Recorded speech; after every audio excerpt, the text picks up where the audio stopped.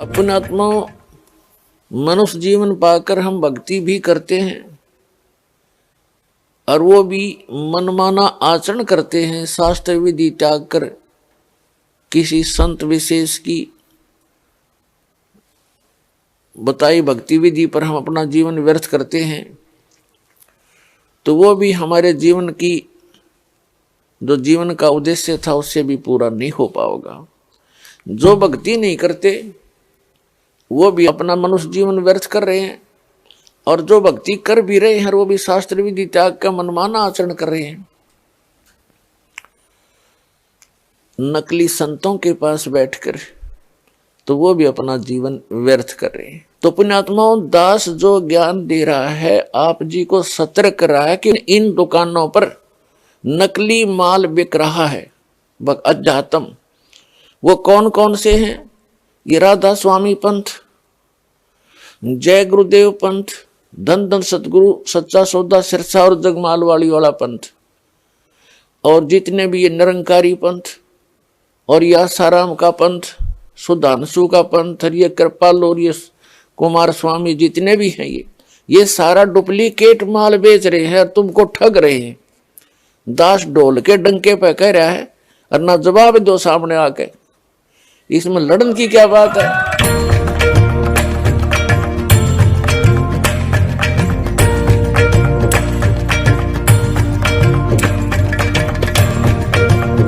गीतानुसार तीर्थ, व्रत, तर्पण एवं श्राद्ध निकालने से क्या लाभ होता है? ये सब के सब मनुष्य के मन की संकीर्णता को दूर करने वाले हैं। अगर आप अपने भोजन में से कुछ अन्य प्राणियों को भी दे रहे हैं, अतिथि का सत्कार कर रहे हैं, तो ये आपके हृदय की संकीर्णता को दूर करने वाला है। तो शंकराचार्य जी, गीता के अनुसार तीर्थ, व्रत, तर्पण एवं श्राद्ध निकालने से क्या लाभ है? यह शास्त्र विधि मुत्सृज्य वर्तते काम कारता न सिद्धिमवाप्नोति न सुखम न पराम गतिम। भगवान श्री कृष्णचंद्र का यह वचन है। गीता तो शास्त्र की ओर संकेत करती है। विवाह पद्धति गीता में थोड़े है, यज्ञ पद्धति थोड़े है, श्राद्ध पद्धति थोड़े है। गीता संकेत करती है कि मनवादी स्मृतियों को, वेदादि शास्त्रों को प्रमाण मानकर अपने कर्तव्य का निश्चय करना चाहिए। ठीक है, तो श्राद्ध का समर्थन है, तर्पण का समर्थन है। पहले अध्याय में ही अर्जुन ने चिंता व्यक्त की है कि कहीं पिंडोदक क्रिया लुप्त न हो जाए। और भगवान श्री कृष्ण ने स्वर्ग का वर्णन किया है। क्षीणे पुण्य मर्त्यलोकम विशंति ऊर्ध्वम गच्छन्त सत्वस्था। इसलिए गीता को श्राद्ध, तर्पण जो कुछ शास्त्र सम्मत विधा है सब मान्य है। गीता के नाम पर हम श्राद्ध, तर्पण इत्यादि का निराकरण नहीं कर सकते। तीर्थ, व्रत, तर्पण एवं श्राद्ध निकालने से कोई लाभ है या फिर नहीं गीता के अनुसार? बहुत बड़ा लाभ है। तीर्थ करेंगे तो पाप क्षय होगा, तर्पण श्राद्ध करेंगे तो पितरों का उद्धार होगा, तो उससे लाभ है। तीर्थ, व्रत, तर्पण एवं श्राद्ध निकालने से क्या लाभ है? वो तो शास्त्र के कहे गए कर्म हैं, इसलिए शास्त्रोक्त कर्मों का आचरण से मनुष्य को उत्तम गति प्राप्त होती है। महाराज जी, यहाँ एक बात आपसे और जानना चाहेंगे कि तर्पण एवं श्राद्ध निकालने से कोई लाभ है या नहीं गीता के अनुसार? श्राद्ध लाभ निश्चित है, लेकिन बात वही है यदि हमारा भाव है तो। जो श्राद्ध और तर्पण हैं वो केवल पितृता के लिए है। पूर्वजों का स्मरण उस माध्यम से होता है, और जो पूर्वज परंपरा है हमारी उसके प्रति एक कृतज्ञता रहती है, कृतज्ञता का भाव बनता है। और एक भाव ये भी है, बहुत से लोग कहते हैं कि पहुंचता है कि पितरों तक, निश्चित पहुंचता है यदि हमारा भाव है। और पद्म पुराण, ब्रह्मवैवर्त पुराण, ऐसे पुराणों में ऐसे साक्ष्य मिलते हैं कि जब भगवान राम ने कुछ तर्पण किया, श्राद्ध किया अपने पिताजी के निमित्त, तो सब पूर्वज खड़े हुए दिखाई दिए और सीता जी सकुचा गई। तो हम यदि भाव रखते हैं तो निश्चित रूप से वो पहुंचता है, ऐसा मान के चलना चाहिए, ऐसा भाव रखना चाहिए।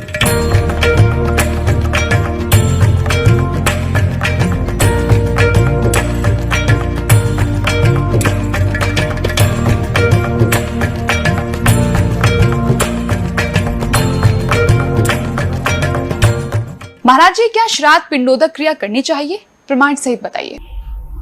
आज आपको थोड़ा सा विवरण देंगे कि ये श्राद्ध क्यों निकाले जा रहे हैं।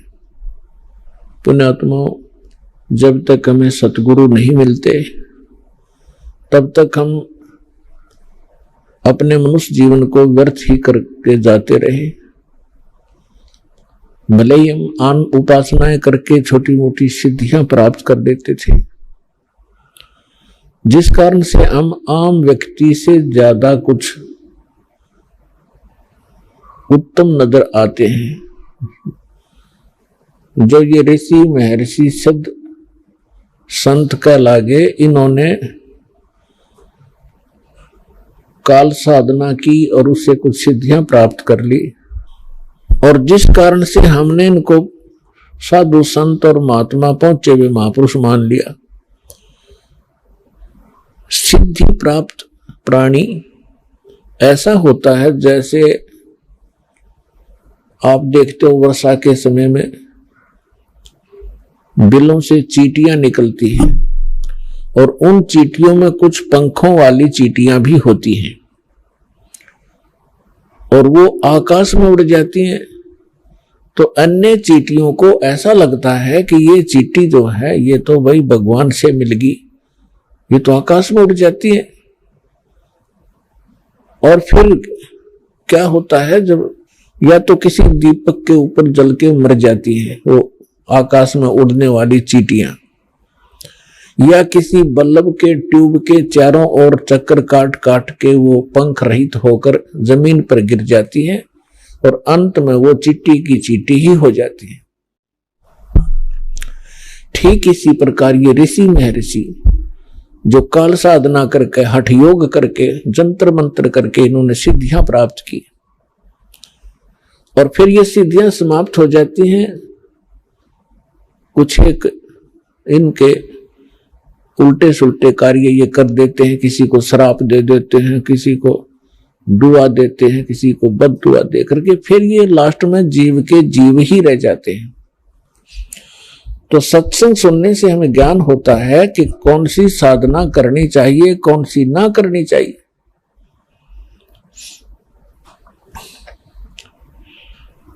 आज आपको थोड़ा सा विवरण देंगे कि ये श्राद्ध क्यों निकाले जा रहे हैं। हमारे जो धर्मगुरु थे ये अज्ञानी थे एक नंबर के। इनको ना अपने सिलेबस का पता था, अपने टेक्स्ट की बुक्स का पता नहीं। पुराण, श्रीमद् भगवद गीता और वेद ये हमारे आध्यात्मिक सिलेबस है, और हमारे धर्मगुरु संस्कृत जानते थे और ये संस्कृत बोला करते थे। गीता का और वेदों का मंत्र तो वही बोल देते थे, अनुवाद अपने हिसाब से गलत करते थे, जिस कारण से हमारे अंदर भ्रम बना रहा कि ये बड़े विद्वान हैं, संस्कृत भाषा जानते हैं। इन्होंने सदग्रंथों को ठीक ठीक जाना होगा। इन्होंने अपना भट्ठा बैठाया और साथ में हमारे पूर्वज भूत बनवा कर छोड़ दिए। एक मोटा सा उदाहरण देता हूं आपको। एक समय एक रुचि ऋषि थे। उस ब्राह्मण ने वेदों को समझा और उसके आधार से अपना जीवन प्रारंभ किया भक्ति मार्ग का। उसकी उम्र 40 वर्ष की हो गई थी। उसने विवाह नहीं किया, ब्रह्मचारी पद में रहता हुआ वेदों अनुसार अपनी साधना कर रहा था जैसा उसको ज्ञान था। 40 वर्ष की आयु जब हुई, उसके पूर्वज 4 ब्राह्मण और दिखाई दे जो मर चुके थे, मृत्यु को प्राप्त हो चुके थे। पिताजी, दादाजी और परदादाजी और फिर चौथा दादाजी। वो चारों उसको आकाश में दिखाई दी। आवाज लगाई कि बेटा रुचि, आपने विवाह क्यों नहीं किया? और विवाह करके हमारी श्राद्ध निकालता। हम बहुत दुखी हो रहे हैं, आपने यू कार्य क्यों नहीं किया? तो रुचि ऋषि कहने लगा कि हे पितृमहो, वेद के अंदर इस श्राद्ध कर्म को, इस कर्म कांड को मूर्खों की साधना बताया है, फिर आप मुझे क्यों इस कर्म में लगा रहे हो? इस बात को उसके पूर्वज ऋषि, उसके पिता, दादा, परदादा, चौथा दादा, वो भी मान रहे हैं कि हाँ बेटा, वेदों में ऐसा ही है जैसा आप बोल रहे हो, वेद में ऐसा ही लिखा है। जब वेद में, वेद है सिद्धांत भगवान का, एक विधान परमात्मा का, और ये जो उन ऋषि महर्षियों ने कहां से ग्रहण किया वो कि श्राद्ध निकालो, ये किसी पुराण से ग्रहण किया। और पुराण ये गॉड गिवन स्पिरिचुअल नॉलेज नहीं है, जैसा कि आपको पहले भी सत्संग में बताया। वेद और श्रीमद् भगवत गीता, वेद वाला ज्ञान ही श्रीमद् भगवत गीता के अंदर है, और सूक्ष्म वेद में भी ऐसा ही है जो परमात्मा ज्ञान देते हैं। तो अब आपको थोड़ा सा मार्कंडेय पुराण से ये प्रकरण रूबरू करते हैं, जिसमें रुचि ऋषि और उसके पूर्वजों का जो भूत बनकर धक्के खा रहे हैं और अपने पुत्र को भी उसी विवश कर रहे हैं कि तू भी मन भूत गलत साधना करके। ये देखिएगा मार्कंडेय पुराण, मार्कंडेय पुराण सचित्र मोटा टाइप, केवल हिंदी संक्षिप्त, गीता प्रेस के रूप से प्रकाशित है। और ये कहां से छपा है? अब इसके हम आपको ले चलते हैं 242-43 पे। ये देखिएगा 242 पृष्ठ पे मार्कंडेय पुराण, संक्षिप्त मार्कंडेय पुराण, रोच्चे मुनि की उत्पत्ति कथा। मार्कंडेय जी कहते हैं, ब्रह्मन पूर्व काल की बात है, प्रजापति रुचि ममता और अहंकार से रहित इस पृथ्वी पर विचरते थे। उन्हें किसी से भय नहीं था, वे बहुत कम सोते थे। उन्होंने न तो अग्नि की स्थापना की थी और न अपने लिए घर ही बना रखा था।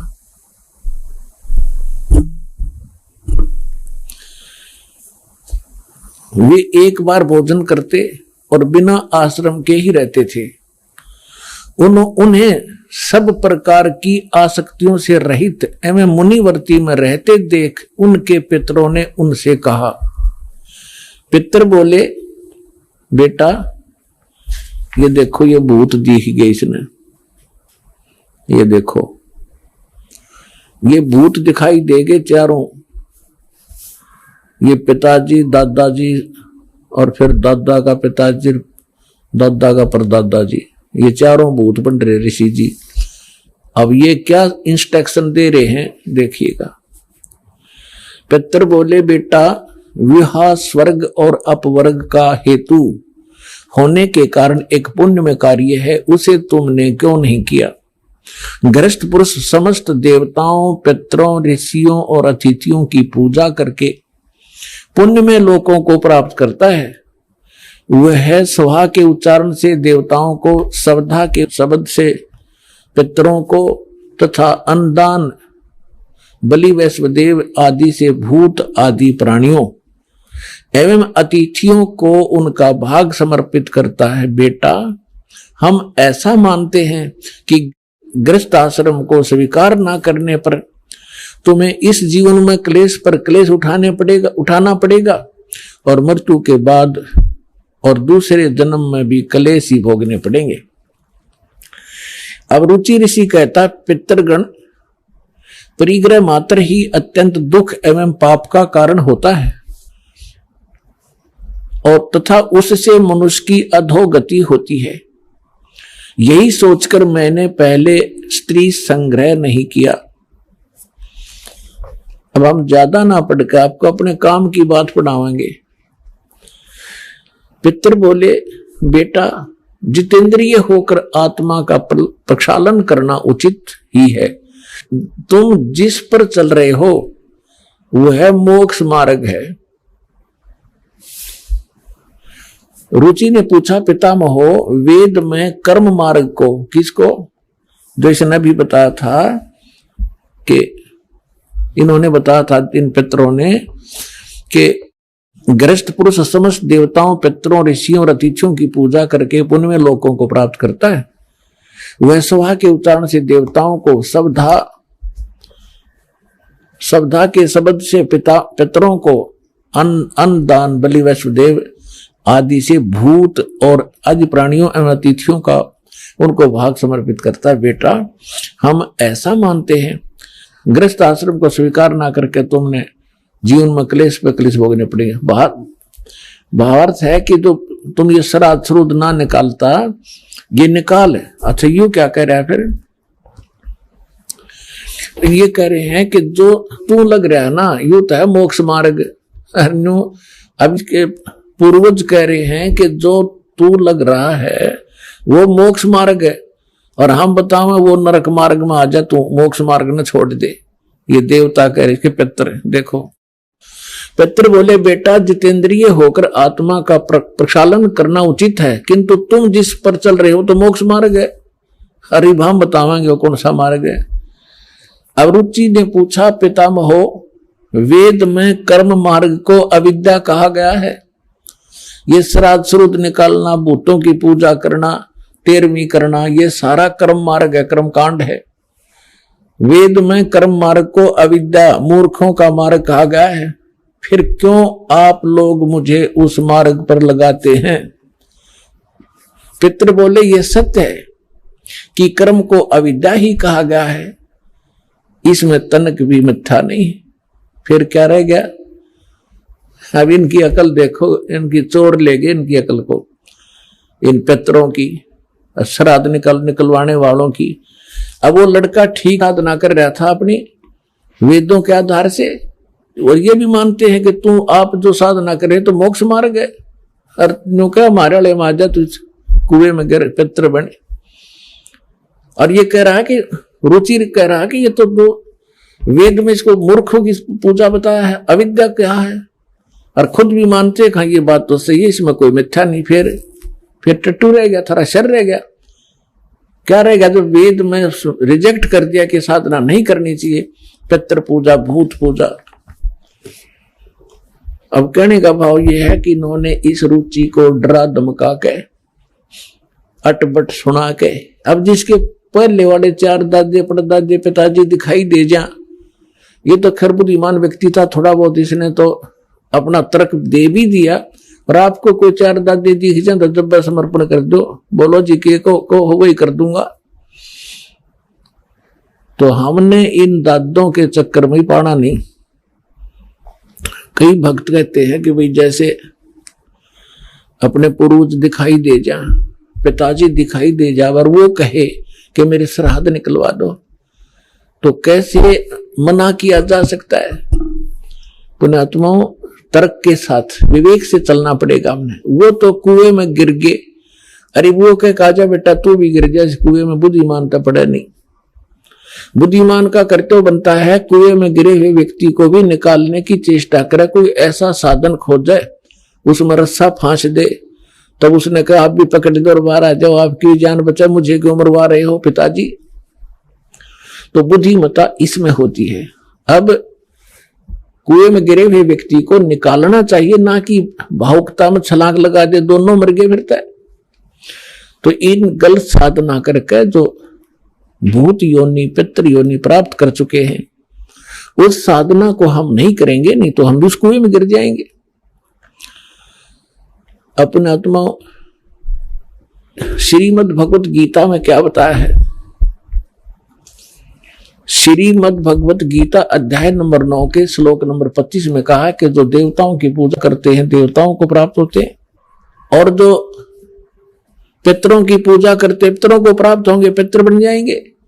और भूतों की पूजा करने वाले भूतों को प्राप्त होंगे, वह भूतों वाले ग्रुप में चले जाएंगे भूत बन के। और गीता ज्ञानदाता कहता है मेरी भक्ति करोगे मुझे प्राप्त होगे। देखिएगा ये श्रीमद् भगवत गीता गीता प्रेस गोरखपुर से प्रकाशित है, जयदयाल गोविंद का इसके अनुवादक हैं। अध्याय नंबर 9 के श्लोक नंबर 25 को आपके रूबरू करते हैं। ये है अध्याय नंबर 9 श्रीमद् भगवत गीता और 25वां श्लोक। देवताओं को पूजने वाले देवताओं को प्राप्त होते हैं, पितरों के पूजने वाले पितरों को प्राप्त होते हैं, पितरों को प्राप्त होंगे पितर बन के जाएंगे वे, और भूतों को प्राप्त होने वाले भूतों को प्राप्त होते हैं, मेरा पूजने वाले मुझको प्राप्त होता है। अब वो इस पवित्र श्रीमद् भगवत गीता ने भी स्पष्ट कर दिया, भूत पूजोगे तो भूत बनोगे, पितर पूजोगे पितर बन जाओगे, और देवताओं की पूजा करोगे देवताओं के लोक में जाकर उनके अनुचर बनोगे। और गीता ज्ञानदाता कहता मेरी पूजा करोगे मुझे प्राप्त होगे। अंडरस्टूड है। अब सूक्ष्म वेद में कहा है कि राम रमे सो राम है, देव रमे सो देव, और भूत रमे सो भूत बने, समझ देख सुर भेव। अब आपको एक छोटी सी कथा सुनाता है दास।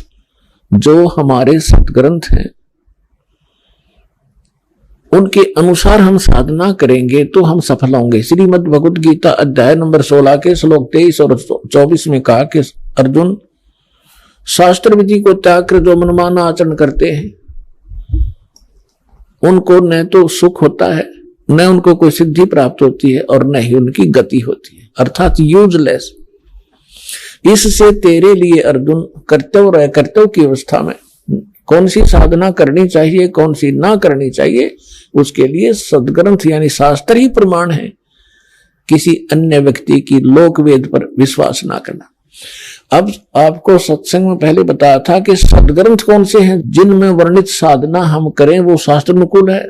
पवित्र चारों वेद और पवित्र श्रीमद् भगवत गीता जो वेदों का निष्कर्ष है, और सूक्ष्म वेद जो परमात्मा ने स्वयं अपने मुख कमल से आकर यथार्थ ज्ञान दिया है।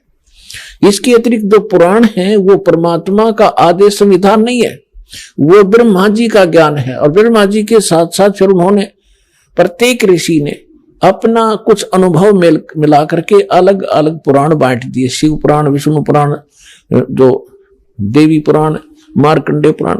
जैसे मार्कंडे ऋषि जी ने ब्रह्मा जी से प्राप्त ज्ञान को अपने हिसाब से सेट करके वेदों से मिला करके बनाया, तो जो वेदों से मिलता है वो तो वेद ज्ञान है, और जहां मार्कंडे ऋषि ने अपने तुक्के मारे हैं वो पुराणों का ज्ञान है, ब्रह्मा जी का ज्ञान है, वो गॉड गिवन नहीं है। जो परमात्मा का दिया हुआ ज्ञान है वो संविधान है, उसके अतिरिक्त किसी ब्रह्मा जी का या किसी ऋषि का दिया हुआ विधान है अध्यात्म मार्ग का, तो उसका अपना है, एक अधिकारी का आदेश है, मालिक का आदेश नहीं है। जैसे एक समय एक दरोगा जी का मित्र था, एक ग्रामीण किसान, और उसने अपने मित्र दरोगा से कहा कि मेरा एक पड़ोसी है, साथ वाले मकान में रहता है एक व्यक्ति, और वो मुझे बहुत दुखी करता है, कोई समाधान बताओ। तो दरोगा जी ने कहा कि मार उसका लठ, माप देख लूंगा।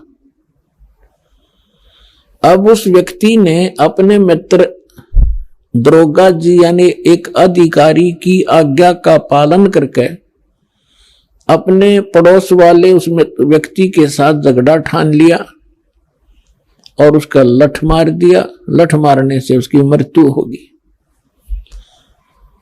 अब उस व्यक्ति ने एक अधिकारी की आज्ञा का पालन करके राजा का विधान भंग कर दिया। राजा का विधान है कि कोई किसी की हत्या करेगा तो उसको सजाए मौत होगी।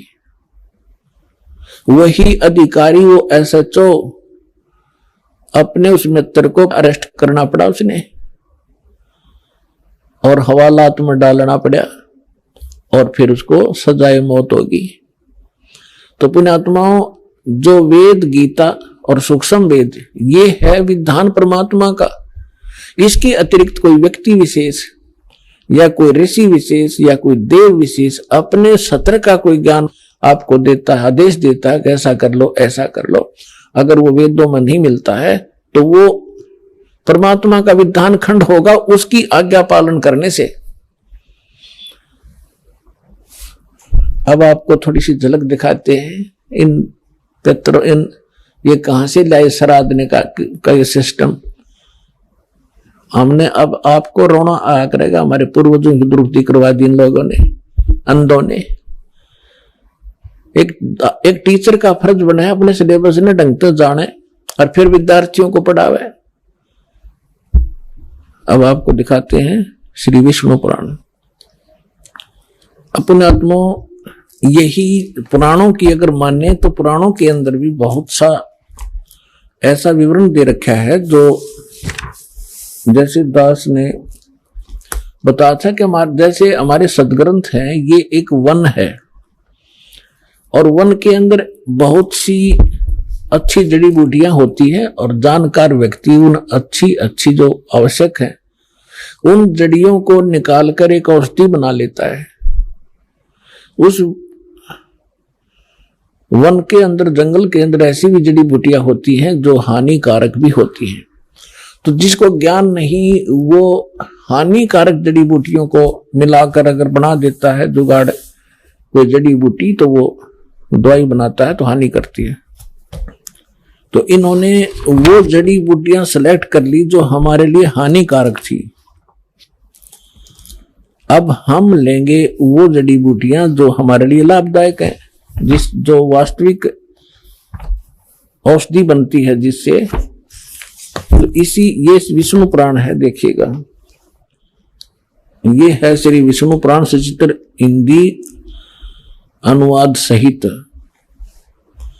और गीता प्रेस गोरखपुर से प्रकाशित है। इसके अनुवादक कौन है ये भी दिखा देते हैं आपको। इसके अनुवादक हैं श्री मुनीलाल गुप्त और गीता प्रेस गोरखपुर से प्रकाशित है। इसके 213 पृष्ठ पर थोड़ी सी झलक दिखाते हैं। समझदार को संकेत पर्याप्त होता है। ये तृतीय अंश और अध्याय नंबर 15 चल रहा है, 16 के आगे शुरू हो जाता। हम 15 पढ़ेंगे। हे राजन, श्राद्ध करने वाले पुरुष से विश्व देवगण पितृगण पितामह और कुटुंबजन सभी संतुष्ट रहते हैं। जो श्राद्ध करते हैं उनसे देवगण पितृगण पितामह कुटुंबीजन सभी संतुष्ट रहते हैं। आगे क्या कहा कि हे भूपाल, पितृगण का आधार चंद्रमा है और चंद्रमा का आधार योग है, इसलिए श्राद्ध में योगी जन को नियुक्त करना अति उत्तम है। हे राजन, यदि श्राद्ध भोजी एक सहस ब्राह्मण हो, ब्राह्मणों के सम्मुख श्राद्ध खाने के लिए आए हुए 1000 ब्राह्मणों के सम्मुख एक योगी भी हो तो वह यजमान के सहित उन सब का उद्धार कर देता है। अब इससे क्या स्पष्ट हुआ? वही श्राद्धों की महिमा बताने वाला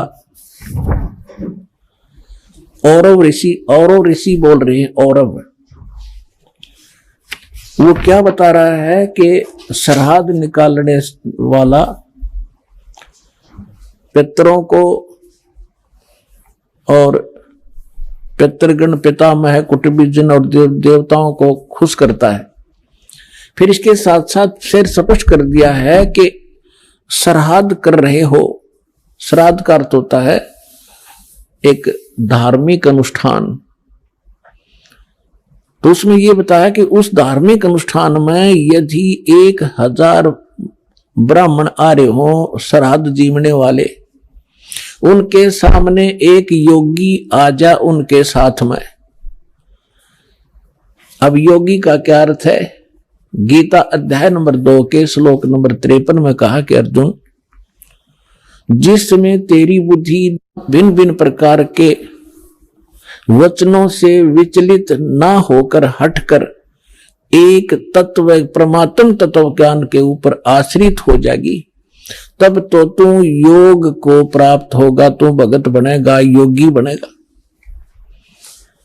तो अब यही भी बताया है कि योगी वो होता है जो पूर्ण परमात्मा के ज्ञान से परिचित हो, अटल ज्ञान रखता हो, सत साधना कर रहा हो। उसको भोजन कराने से कहते हैं उन पितरों का भी उद्धार हो जा, 1000 ब्राह्मणों का उद्धार हो जा जो पेट भरते फिर रहे हैं, जिनको ज्ञान कति नहीं, और यजमान का भी उद्धार हो। तो पुण्यात्माओं, दास ने आपको सबसे पहले योगी बनाया है। और यहां पर जो साधना होती है 10वें दिन श्राद्ध होने लग रहे, यहां पर 10वें दिन समागम होते हैं। और जो भी दान पुण्य आप करते हो ये सब योगी खाते हैं, और इनके खाने से आपके पितरों का भी उद्धार होगा जो यहां दान कर रहे हैं। ये तो पुराण भी बता रही है और परमात्मा भी यही बता रहे हैं कि भक्ति बीज होवे जो हंसा, तारू तास के कोत्र वंशा। अब देखिएगा, ये है विष्णु पुराण, हम पढ़ रहे थे अभी आपको, और 213 पृष्ठ पे 3 अंश, और ये अध्याय 15 है, 16 यहां से शुरू होता है, इससे पहले 15 में है ये। हे राजन, और ऋषि ब्राह्मण कह रहा है कि हे राजन, श्राद्ध करने वाले पुरुष से विश्व देवगण, पितृगण, पितामह और कुटुंबीजन सभी संतुष्ट रहते हैं। हे भूपाल, पितृगण का आधार चंद्रमा है और चंद्रमा का आधार योग है, इसलिए श्राद्ध में योगी जन को नियुक्त करना अति उत्तम है। हे राजन, यदि श्राद्ध भोजी 1000 ब्राह्मण हो, सहस्र मान 1000, और ब्राह्मणों के 1000 ब्राह्मणों के सम्मुख एक योगी भी हो, तो वह यजमान के सहित उन सब का उद्धार कर देता है। एक साधे सब सधे, सब साधे सब जावे, माली सिंचे मूल को फिर फले फूले गाय। योगी वो नहीं है जो पेट का पानी हिला के दिखा दे, ऊपर न पैर कर ले नीचे न सुर, वो योगी नहीं है। वो तो एक प्राकृतिक चिकित्सक है वो व्यक्ति, वो संत नहीं है। योग का अर्थ होता है परमात्मा से मिलने का, योग करने का तरीका। योगी माने भक्त, साधक। तो अब आपको क्या सिद्ध हुआ कि हमारे सदग्रंथ वेद है, वेद अनुसार साधना करने से हमें हमारी शास्त्र अनुकूल साधना बनती है। और वेद और गीता दोनों एक ही हैं, और परमेश्वर ने जो ज्ञान दिया वो आपको सुबह सुना ही दिया था। रे भोली सी दुनिया, सतगुरु बिन कैसे सरिया, रे भोली सी दुनिया, सतगुरु बिन कैसे सरिया। अपने लला के बाल उतरवावे देख के चीना लग जइया, एक बकरी का बच्चा लेके उसका गला कटैया, रे भोली सी दुनिया, सतगुरु बिन कैसे सरिया। फिर काचा पाका भोजन बना के और माता धोकने गईया, और उस माता ऊपर कुत्ता मुत्ता, ओ क्यों ना मर गईया, रे भोली सी दुनिया, सतगुरु बिन कैसे सरिया। जीवित बाप के लट्ठम लट्ठा, जीवित बाप के लट्ठम लट्ठा, और मुए गंग पुचैया, जब आवे आसुद का महीना फिर कौआ बाप बनैया, रे भोली सी दुनिया, सतगुरु बिन कैसे सरिया। और उन्हीं से प्राप्त ज्ञान को गरीबदास साहब जी कहते हैं कि प्रेत छला पर जा बिराजे पितरों पिंड भराई, और बहुर श्राद्ध खान को आए फिर काग भय कलमाई। नर से तीतु पशुआ की जय गद्दा बैल बनाई, ये 56 भोग कहा मन बोरे, कि तो कुर्डी चढ़े जाई। फिर क्या बताते हैं, जय सतगुरु की संगत करते ये सकल कर्म कट जाई, अमरपुरी पर आसन होते जहां धूप ना छाई। यदि तुम सतगुरु की शरण में आ जाते, ये सारे फंड छूट जाते, ना श्राद्ध निकालने, ना पितर बनना, ना भूत बनना, और सतलोक चले जाते।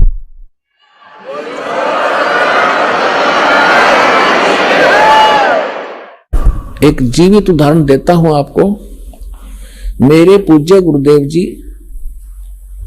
इसी हरियाणा स्टेट से भिवानी डिस्ट्रिक्ट में एक दादरी के पास बड़ा पैतावास गांव है, वहां के रहने वाले थे। उनका जन्म पवित्र ब्राह्मण कुल में हुआ था, लेकिन उनको ज्ञान हो गया था कि जिस आधार से ये ब्राह्मण ब्राह्मण कहलाते हैं, ये ब्राह्मण नहीं है। ये तो एक परंपरा पड़ेगी। जैसे कोई वैद्य था और बहुत सुप्रसिद्ध वैद्य था, नब्ज पकड़ते ही रोग बता देता था और बढ़िया औषधि देकर स्वस्थ कर देता था। तो उस वैद्य के वंशजों को आने वाले समय में वैद्य कहने लग गए सारे, कृपाराम वैद्य, बलवान सिंह वैद्य, फलाना वैद्य। और वो वैद्य है केवल सरनेम बन गया उनका, वो वैद्य नहीं है। उस वैद्य के वंशज होने के कारण वैद्य नाम से प्रसिद्ध हो गए। और जानते नहीं पेट के दर्द की दवाई फिर खाक वैद्य है वो। इसी प्रकार जो ब्राह्मण है वर्तमान के, जिनको हम ब्राह्मण कहने लाएंगे, ब्राह्मण, तो उस कुल में हमारे पूज्य गुरुदेव जी का जन्म हुआ। और उनको जब ज्ञान हुआ तो पता चला कि ये तक केवल ब्राह्मण है, पंडित नहीं है। पंडित सोए जो पिंड की जाने। मेरे दादा गुरु जी थे, वो दिल्ली के अंदर छावला गांव के जाट थे, किसान। और वो हमारे जो दादा गुरु जी के जो गुरु जी थे, जो जिनके वो संपर्क में आए, उन्होंने उनको काशी विद्यापीठ में पढ़ा दिया, उस किसान के लड़के को। और फिर वो 4 विषय के आचार्य बन गए। उनको पंडित चिदानंद नाम से जाना जाता रहा। आज भी उनका खरखोदा के पास में, जिला सोनीपत हरियाणा में, एक गोपालपुर छोटा सा गांव है, उसमें उनका आश्रम है हमारे दादा गुरु जी का। उस पर बोर्ड लगा हुआ है पंडित चिदानंद आश्रम। वो जाट होकर पंडित को आए और हमारे गुरुदेव जी ब्राह्मण थे। बोले नहीं, हम ब्राह्मण नहीं, हम संत हैं। तो कहने का भाव ये है कि मेरे पूज्य गुरुदेव जी जब 15-16 वर्ष की आयु के थे, खेतों में पशु चरा रहे थे। पहले यही काम करते थे, गौएं चराते थे अपने अपने। इनके जमीन भी थी, खेती भी करते थे। और हमारे जो दादा गुरु जी थे उनके संपर्क में आ गए। इनको प्रेरणा हुई। इन्होंने सोचा कि यदि मैं घर से निकलूंगा वैसे तो पीछे पीछे घर वाले भाग लेंगे, ये फेर लाओगे पकड़ गए। उन्होंने ऐसी सूझबूझ की। पहले वन बहुत होते थे, जंगल होते थे बड़े बड़े। इन्होंने क्या किया, एक दिन 2 कपड़े ले गए अपने, 2 ड्रेस, एक पहन गए, एक और ले गए। और शाम के समय जब पशुओं को लेकर चलने का समय हुआ, अपने साथी दूसरे ग्वालों से कहा कि आप चलो, मैं आ रहा हूं, एक बार फ्रेश होया हूं। जंगल में घुस गए और वो अपने पशु लेकर घर न आ गए। उन्होंने क्या किया, जंगल में जाके दिन में वो देख आए थे सारा साजबाद। एक पशु खा रखा था किसी हिंसक पशु ने, किसी शेर ने या भेड़िए ने, कोई बकरा बुकरा खा रखा था। उसकी अस्थि पड़ी थी।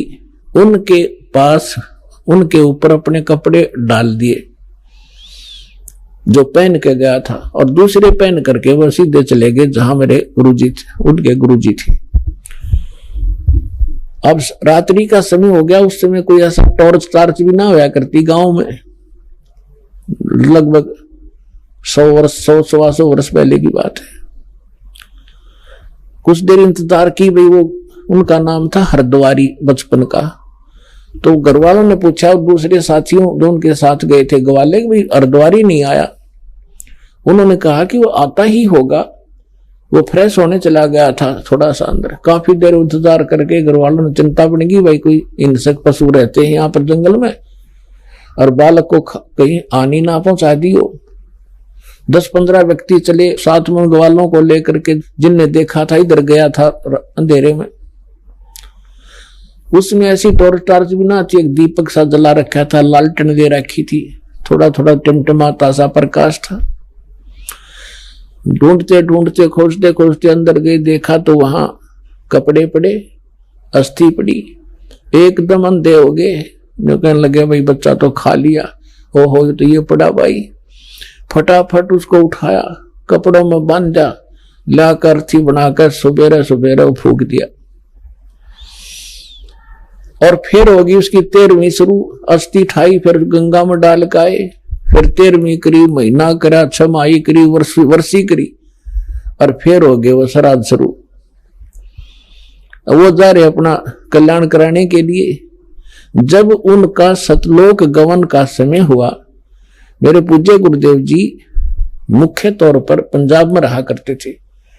पंजाब में एक तलवंडी भाई नाम का छोटा सा कस्बा है फिरोजपुर जिले में, और एक उनका आश्रम था मोगा में। तो तलवंडी में भी आश्रम था, अधिकतर वो तलवंडी रहा करते थे, वहां के सेवादार ज्यादा थे।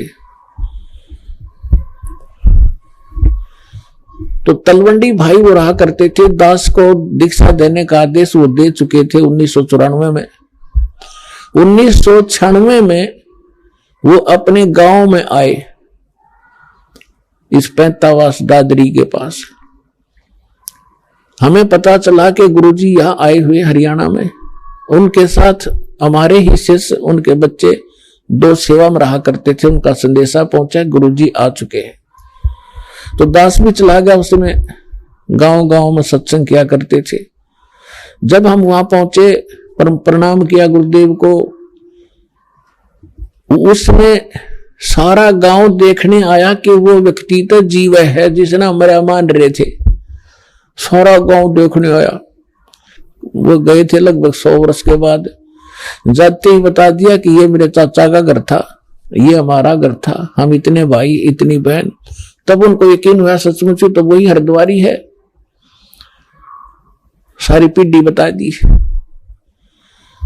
तो जब दास वहां पहुंचा तो एक 92 वर्ष की 92 ईयर ओल्ड उनकी भाभी बैठी थी। ऐसे बात चलती रही। मैंने उनसे पूछा कि जब हमारे गुरुजी घर त्याग कर चले गए थे तो आपने पीछे से कैसा महसूस किया? यहां नहीं थे, आपने मृत मान रखा था। तो उसने कहा, भाई मैं आई ना, जब मुझे पता चला था कि इनका एक भाई निसंतान मर गया, बे औलादा मर गया, ऊत नपूत कहा कर देसी भाषा में, और इनके हिस्से की जमीन थी 3-4 एकड़, 4-5 एकड़ जमीन इनके हिस्से में आती थी। उसको मेरे पति और दूसरा जो मेरे पति का भाई, 3-4 भाई थे, वो प्रयोग किया करते थे। और जब घर में कोई ऊक चूक हो जाती, खेती ना होती, पशु मर जाते या कोई बालक बीमार हो जाते, तो हम पूछने जाया करते थे अपने पुरोहित पे, और वो पतरा वतरा दिखाया करते। तो वो कहा करते कि आपका एक बेऔलादा मर रहा है, निसंतान मरा हुआ है हरद्वारी, और वो सिद्ध है तुमने वो हानि कर रहा है, वो प्रेत बना हुआ है, पितर बना हुआ है, वो प्रेत बाधा तुम्हें दुखी कर रही है। उसके लिए फिर जो सा भी वो जंतर मंत्र बताते हम सारा कराया करते, श्राद्ध भी निकाला करते थे। तो फिर मैंने उनसे कहा, माता जी गीता जी में लिखा है 9वें अध्याय के 25वें श्लोक में कि भूत पूजनीय भूत बनेंगे और पितर पूजनीय पितर बनेंगे, देवताओं के पुजारी देवताओं के प्राप्त होंगे, मेरी भक्ति करने वाला मुझे प्राप्त होगा। तो ये तो गलत साधन आपके सामने देख लो, ये तो जनता का कल्याण करने लग रहे और आप इसका कल्याण के लिए ठगे जा रहे थे। बोली भाई बात तो सच्ची है। मैं बोला जी अब तो त्याग दो इन बकवादों को, इन श्राद्धों को। ने बोली ना भाई, ने को कर छोड़ दिया तो पुरानी लाग है, वहां बाढ़ में जाए पुरानी लाग है। अरे इतना प्रत्यक्ष देख रहे हो आप, फिर भी नहीं मान रहे, तेरा गजब हो।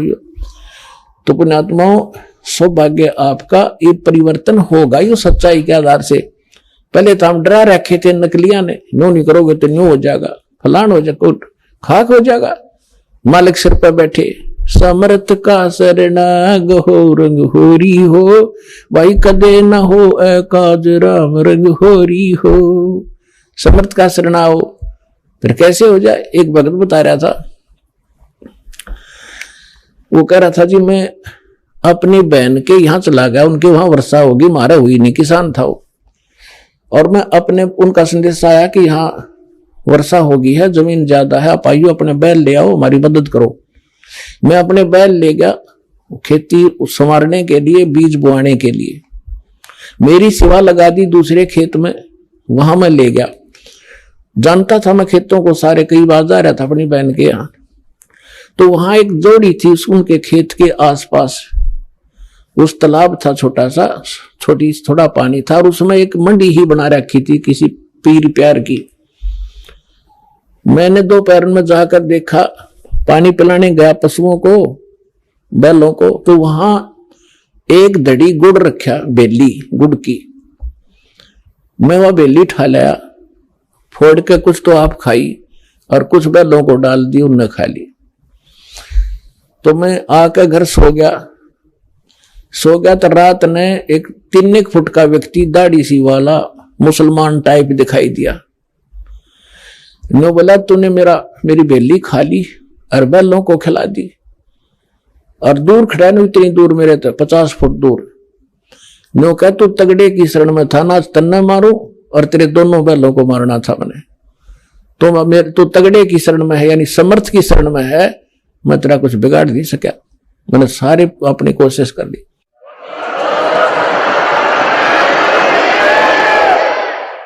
तो मैं सुबह उठा, मेरे पसीने आ रहे, डर गया मैं। फिर उसने देख कर अकल सकल सी उसकी, मैंने अपनी बहन से पूछा कि मैंने ऐसे ऐसे एक बेली रखी थी गुड़, आप खा लिया, कुछ बैलों को खिला दिया, और मुझे ऐसे ऐसे कितनी साइज का एक व्यक्ति दिखा मुसलमान जैसा, यू के है। तो उसकी बहन बोली, रे भाई तू बच क्यों कर गया, उसने तो गढ़े चेटक कर रखे हैं, जब उसका किसी ने इतना भी सामान उठा लिया ने, उसको मारे और उसके पशुओं में इतनी हानि कर दिया था, हाहाकार मचा देता, तुम बचा क्यों करे। फिर बोला, मुझे और दृढ़ विश्वास हो गया, बच गया में। वो तो हाथ जोड़ के गया, फिर मेरे गुरु जी का गए ने बोला, तू तगड़े की शरण में है, और जा शरण में ना होता तन्ना तुझे मारता और तेरे बैलों को खत्म करता। तो पुण्यात्मा, समर्थ का शरणाग हो, रंग होरी हो, भाई कदे न हो ए काज राम रंग होरी हो।